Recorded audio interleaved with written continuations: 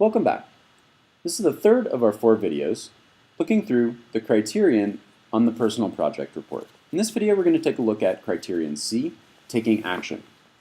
As you can see highlighted here at the top, the IB has offered us 3 strands by which to assess your progress or your capacity in terms of taking action. So number 1 is to create a product or an outcome in response to the goal, global context, and criteria. Number 2 is to demonstrate thinking skills, and number 3 is to demonstrate communication and social skills. Now number 2 is probably the most vague of all of the strands of the report, so I'm going to take that one last. Start with strand number 1. For strand number 1, we're mainly looking at your report. So in order to find this information out, I'm mostly looking at your report. I may also, if I know the information, consider the actual outcome that you created. Now, I won't know, and the IB readers certainly won't know, exactly what outcome you created. So my best advice is to make sure that you describe exactly what you did. So if you made a video, or you wrote a report, or you built a go-kart, tell us about it. The way that we're going to assess this is evidence provided by the final product or outcome or your description. So if I'm not able to see your report itself or your outcome itself, then you should definitely describe it.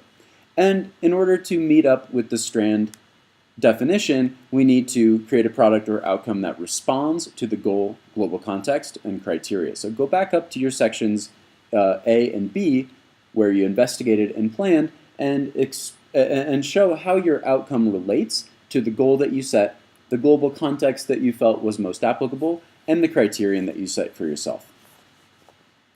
Switch over to strand number 3. Okay, so strand number 3 here, demonstrating communication and social skills. The 2 pieces here are communication and social. For communication, we're going to be looking mainly at your report. So we'll be assessing this by your report, whether or not you follow things like the required structure, having your cover sheet, having the academic honesty form, having a written report, using headings in the correct order, investigation, planning, taken action, and reflection. Whether you include a bibliography, whether you have 10 journal extracts that show a range of dates and times and activities, and finally, whether you include an appendix that has some kind of information about your final project. Also, here's where we're going to be looking a bit at your grammar and at your writing skills. If your communication skills, or your speaking skills, if you do a podcast or a video, are you able to convey your ideas in a clear and understandable fashion? If it's hard to understand what you're talking about, or if your grammar or your writing is not very good, then you're not being a good communicator. We may also take into account some things like your presentation at the personal project fair, right? Were you able to explain yourself carefully? This would be information that someone would have had to actually speak with you at the personal project fair to know. So make sure that you include information like that, such as what you did during the personal project fair, who you talked to, etc., in the report so that we can consider that as part of your assessment grade. Also, you may not have only worked with your supervisor. So demonstrating communication skills and social skills may also include working with other people. So this would be social skills especially. Did you ever have to communicate with me, the coordinator, Mr. Sicking? Did you meet with your supervisor? Frequently? How frequently? What did you talk about?